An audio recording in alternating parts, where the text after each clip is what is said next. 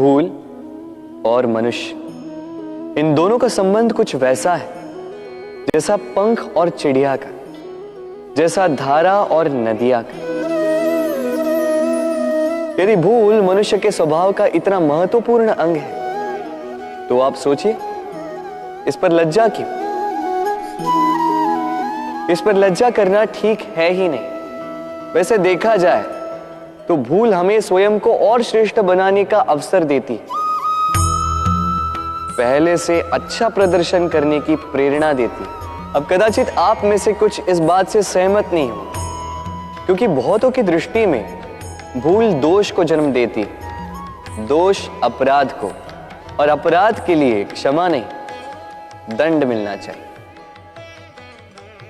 किंतु क्या आपने कभी सोचा है कि ऐसा क्यों होता है? क्या कारण है इसका?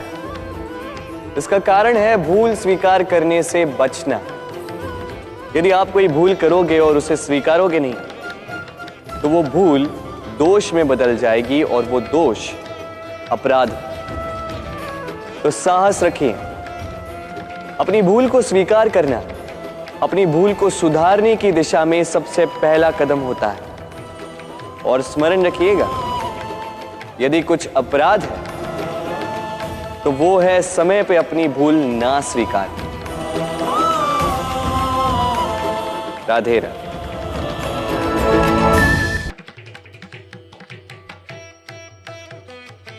व्यक्ति किसी और वस्तु या भाव से परिचित हो ना हो, है और भविष्य दोनों ही व्यक्ति के मन में सदैव रहते हैं, जिनका अस्तित्व व्यक्ति के अस्तित्व पे भारी रहता है। विचित्र है ना? वह वो है जिसे आप नहीं जानते, जो अनजान है, और इसी कारण आपको भय लगता है कि ना जाने क्या होगा। भविष्य वो है जो अब तक घटा ही नहीं, तो जो घटा ही नहीं उसके विषय में चिंता क्यों? आपके हाथ में है वर्तमान। वर्तमान के कर्म सत्य मन से कीजिए और सोचिए ये कि अपने कर्मों को और कितनी श्रेष्ठता से किया जा सकता है। इसलिए आप विश्वास कीजिए, यदि वर्तमान के कर्मों को आप सत्य मन से करोगे तो भय स्वयं ही निकल जाएगा और भविष्य का फल अवश्य ही मीठा होगा। इसलिए भय और भविष्य से डरना छोड़ दीजिए, इस वर्तमान को जी। राधे राधे।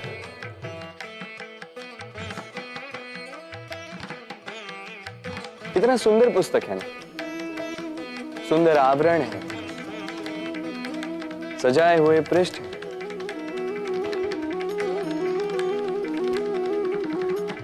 किंतु क्या ये सत्य में अद्भुत पुस्तक कहलाने की पात्र है?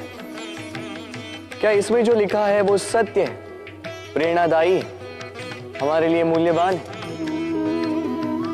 कैसे निश्चय लिया जाए इस बात का? अब आप सोचेंगे कि सीधी सी बात है, आवरण को देख के पुस्तक की गुणवत्ता कैसे जानी जा सकती है? इसके लिए तो आपको उसे पढ़ना होगा, उसे समझना होगा, समय देना होगा, है ना? बिल्कुल उचित सोच रहे हैं आप। बस आश्चर्य की बात यह है कि पुस्तक के विषय में आप ये सारी बातें जानते हैं, किंतु किसी व्यक्ति के विषय में आप ये सारी बातें मन में नहीं लाते। व्यक्ति का मूल्यांकन भी उसके वस्त्रों से, उसके शारीरिक रूप से या उसकी सुंदरता से नहीं किया जा सकता। इसके लिए आपको उस व्यक्ति को पढ़ना होगा, उसे समझना होगा, उसे समय देना होगा। और हम क्या करते हैं?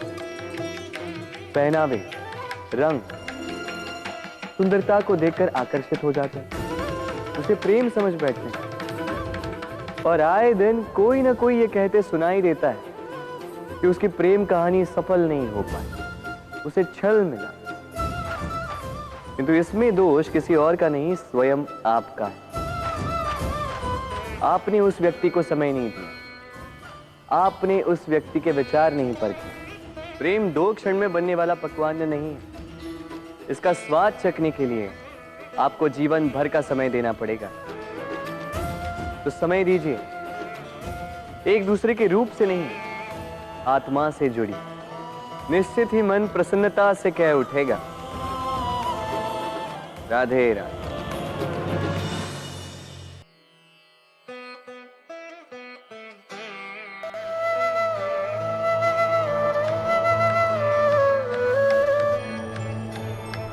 मनुष्य की सोच संसार का सबसे गहन या कहो सबसे कठिन भाग। कब क्या होने के पश्चात ये मन क्या सोच बैठेगा, ये कहना असंभव है। और यही सोच कई बार हमारे मन में हीन की भावना ले आती है। हम सदा हमसे ऊपर की श्रेणी के व्यक्तियों को देखते हैं, उनके जीवन का विश्लेषण करते हैं और फिर स्वयं को हीन समझ लेते हैं। इसके पास इतना धन है, इसके पास कितना बल है, और मेरे पास कुछ भी नहीं। मैं कितना हीन व्यक्ति हूं, संसार के लिए मैं कुछ भी नहीं। होता है ना ऐसा, किंतु ऐसा नहीं है। आपके पास भी बहुत कुछ है, पलट के देखिए। किसी भूखे व्यक्ति को केवल एक रोटी मिल जाए तो भले ही दूसरों के लिए वो अन्न का दाना होगा, किंतु उसके लिए वो भोज से कम नहीं।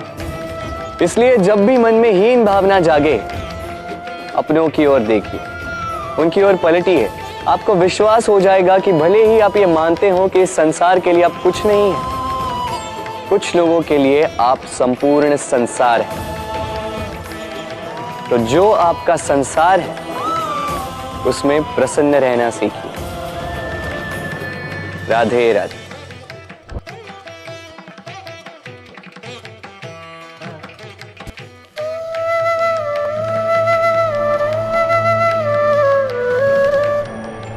असमंजस में होंगे ना कि मैं क्या कर रहा हूं, क्या लिख रहा हूं, देखना चाहेंगे? अब आप सोच रहे होंगे कि मैं माटी पे माटी क्यों लिख रहा हूं।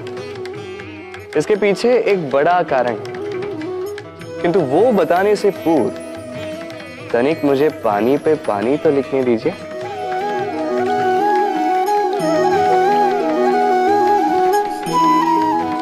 क्या हुआ?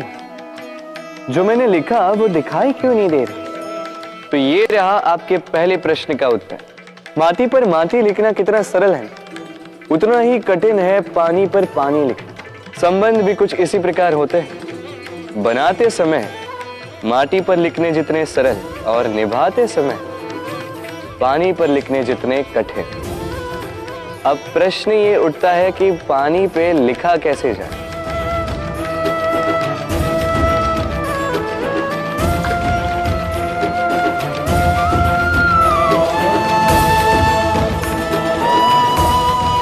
इस प्रकार ये पाषाण जल की सतह से होते हुए जल में समा गए। ठीक इसी प्रकार हमें संबंधों को भी निभाना है। इस पाषाण की भांति निष्ठा से गहराई में जाओ, संबंध कभी नहीं बिखरेंगे। राधे राधे।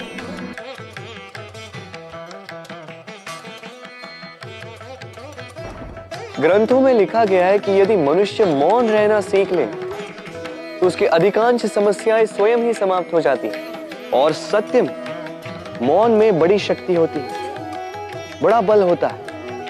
किंतु वो बल किस काम का जो समय आने पर आपके काम ही ना है।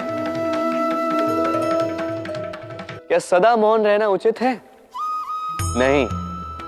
इतिहास साक्षी है, संसार में अधिक विपदाएं इसलिए आई क्योंकि समय पड़ने पर मनुष्य उसका विरोध नहीं कर पाया, मौन रहे।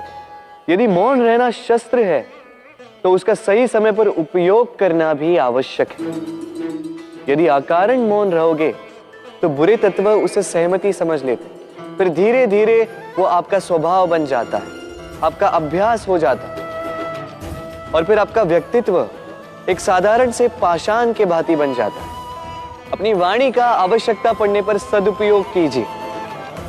वाणी को कब वश में रखना है और कब मौन नहीं रहना है, इससे भी अधिक महत्वपूर्ण है ये समझना कि उसे कब तोड़ना है। राधे राधे।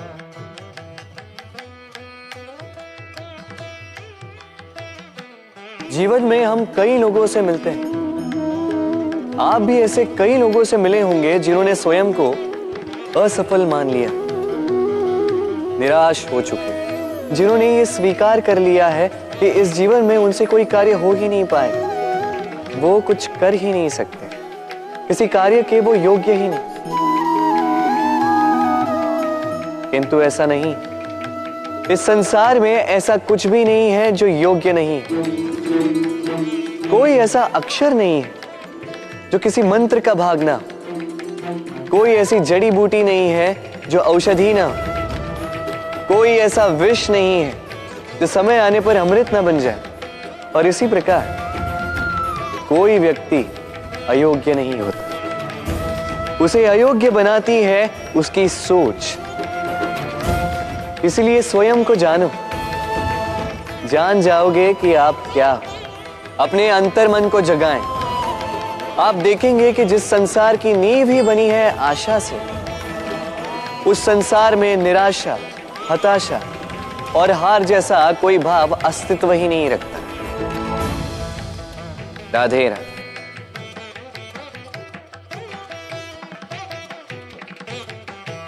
यदा यदा हि धर्मस्य ग्लानिर्भवति भारत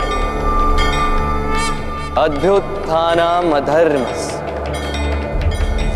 तदात्मानं सृजामि। जब जब धरती पर पाप बढ़ता है, धर्म की हानि होती है, तब तब मैं आता। ये तो आप सब जानते हैं, किंतु क्या आपने कभी सोचा है कि क्यों मैं इस धरा का जीव बनकर ही अवतरित होता हूं? क्यों मैं मनुष्य के रूप में आपके बीच में रहता हूं? आज बताता हूं। संसार में पाप और पुण्य संतुलन में चलते हैं, किंतु जब पाप सीमा से आगे बढ़ जाता है, मुझे आना ही होता। कारण यह है कि आप मुझे भुला देते।